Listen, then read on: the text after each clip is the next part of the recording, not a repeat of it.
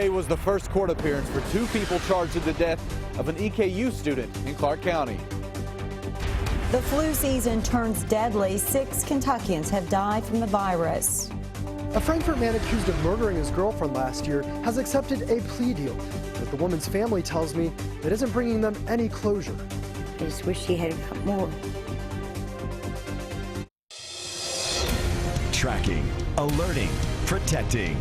This is WKYT News at 5. Good afternoon to you. 2 people accused in a woman's murder made their first court appearance this afternoon. Lamont Wilkerson is charged with murder and Lillian Barnett complicity in the death of Amber Cottle. Winchester police say a stray bullet fired during a home invasion in the apartment above hers killed her. WKYT's Victor Puente was there for today's hearing. It's our top story at 5. At this arraignment, the attorneys for Lamont Wilkerson and Lillian Barnett entered not guilty pleas for them. The pair remained silent throughout the hearing. Because of an issue with the system used for video arraignments, prisoners in Clark County were brought into district court this afternoon to have their hearings in person. Lillian Barnett was the first of the 2 charged in this case. She's facing a count of complicity to murder.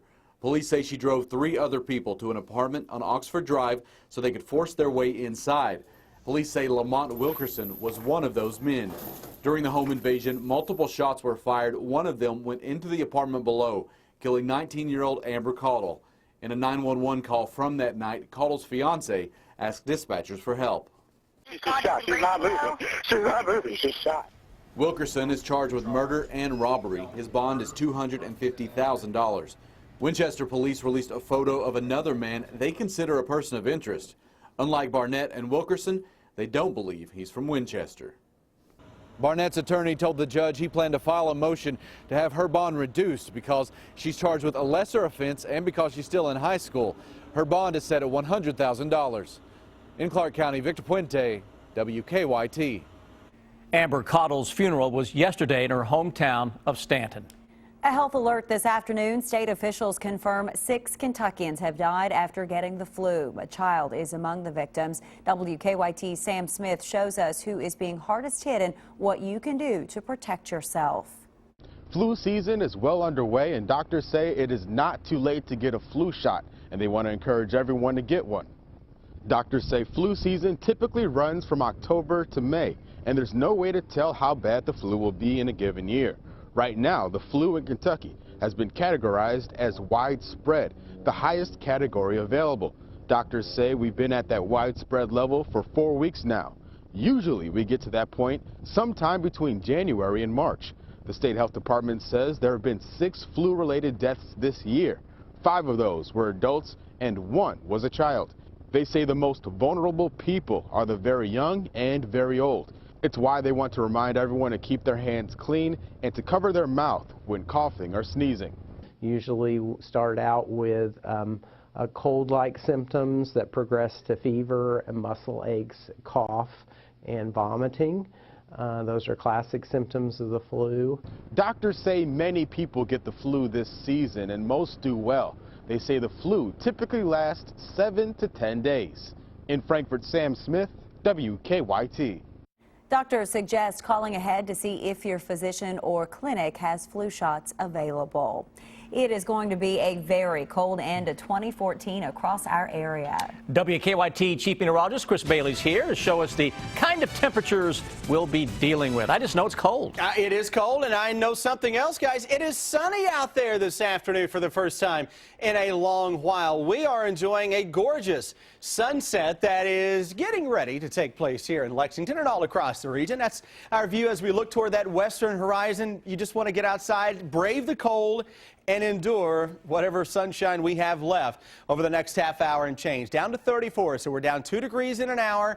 We're going to drop it below freezing very quickly into the upper 20s over the next hour and a half or so with a low humidity and clear skies. That's the recipe to get a quick temperature drop. By the way, gusty winds making it feel like it's in the 20s, 27 degrees. Our current wind chill Lexington. Cold spot is Danville.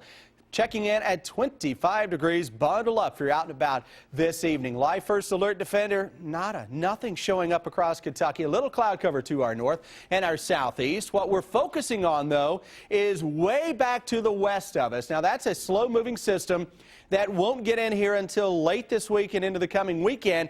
And by the time it does roll into town on Friday, it may throw a little bit of overrunning wintry mix into parts of central and eastern Kentucky. So your focus of the forecast when I come back in less than 10 minutes, guys, on the cold temperatures and that threat for wintry weather. We'll time that into where you live when I come back, again, in just a matter of minutes. Chris, thank you. A man accused of beating his girlfriend to death admits to the crime. The victim's mother watched as Brian Reed entered a guilty plea today in a Franklin County courtroom. Our Mark Barber talked to her after the hearing and found out she's not satisfied with the outcome of the case.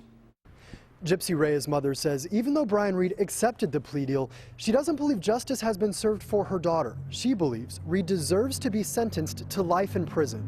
Instead, the 41-year-old is facing up to 20 years in prison after pleading guilty to first-degree manslaughter today. Reed was charged with murder in the beating death of Reyes last May. That's when police say they found the 28-year-old dead in her apartment on Ewing Court in Frankfort. Police say an argument between Reyes and her on-again, off-again boyfriend ended with her death. It bothers me every day, every day. I mean, I got, you know, I have Gypsy's ashes at home. Reyes was the mother of 2 children. We're told Reed is the father of one of them. In court today, he didn't say much, but he did admit that he violated an emergency protective order involving Reyes. The Commonwealth's attorney says Reed was eligible for the death penalty. However, he believes they reached a plea deal that is acceptable for everyone.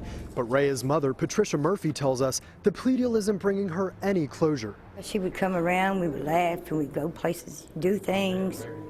That's my child, you know. I can never hug her or kiss her again, or nothing. Reed will be sentenced on February the 6th. In Frankfort, Mark Barber, WKYT. Even though Reyes' family says they're upset with the deal, the Commonwealth's attorney tells us all parties decided on the deal together.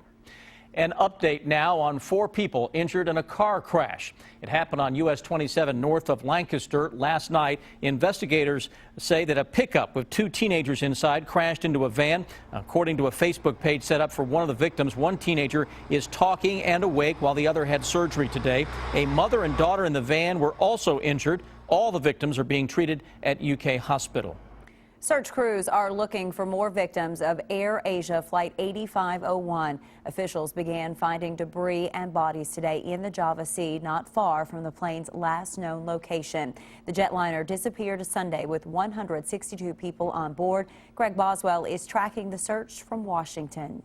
As search crews look for the main fuselage of Air Asia Flight 8501, the head of the airline is promising support for family members. It's a horrible, horrible experience, but we will try to do our best. That's our focus right now. Some relatives were overcome with grief after seeing unedited images of bodies on Indonesian television. Search crews recovered personal items, including a blue suitcase from the shallow waters of the Java Sea, about 10 miles from the jet's last known location. It was carrying 162 people from Indonesia to Singapore when it disappeared in bad weather.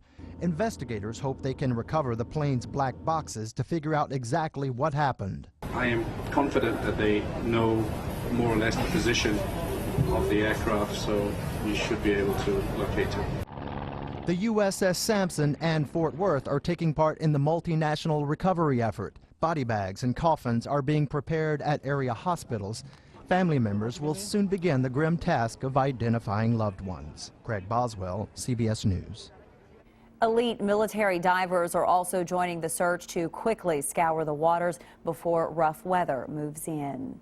A grand jury has indicted a woman in a deadly crash. Our county-by-county coverage begins in Scott County, where Carolyn Brunig is charged with manslaughter and DUI for a crash that killed Seth Gibson. It happened in April of 2013 on Weisenberger Mill Road. At the time, police say that Brunig told them that she was in the back seat and didn't know the man driving the car. Police say they eventually found evidence showing that she was driving at the time of the crash. She vowed to rebuild after a fire, and this weekend a Madison County woman will reopen her business. A fire at Midway Old Kentucky Furniture in Richmond back in November damaged parts of Janet's auction house. She tells us it's been a busy 8 weeks as she's cleaned up and prepared to get her business going again. This week is just rushed to get everything straightened back up, just the little things that you didn't know you had to do, so. Robert says she is looking forward to seeing all the regular customers who have helped make the auction house a success in the last 3 years. A cybersecurity group says North Korea is not responsible for hacking Sony. We'll tell you who they say did it. If you want to keep your New Year's resolution this year, you might want to reconsider how you make them. We'll explain in Better Living. And police release new clues in a Southern Kentucky murder, the person they're now looking for on WKYT News at 5:30.